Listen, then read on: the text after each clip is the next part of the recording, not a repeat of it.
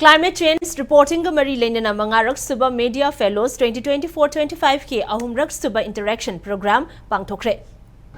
Tharamadu Directorate of Environment and Climate Change na Media Resource Center amadi State Climate Change Cell ga punna khutsam naraga Imphal East District ki Porompat laiba Directorate asigi man conference hall da pangthokhibani.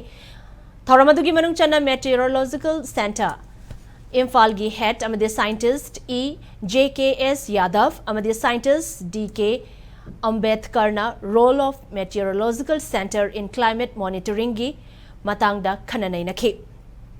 National Program on Climate Change ke Nodal Officer amadi Human Health Dr. Y Nivedana Impact of Climate Change on Human Health haiba asida presentation PK. Thoromadugi manung chane Impact News ke Associate Editor Joystree Osam yauna Climate Change Reporting gi ahum suba amadi mari suba state level media fellowship program mai pakna loshilaba journalists sing the certificate su khutsinakhe. Thoramadu the Environment ke Director Dr. T. Brezukumar, Department ke official sing Siza Hospital gi Chairman amadi Managing Director Dr. K. Hayes Palin, Mothers Care Hospital gi Chairman amadi Managing Director Dr. K. Hayes Ratan, amadi Siza Hospital gi Medical Superintendent Dr. S. Jugindrosu Sarukyake.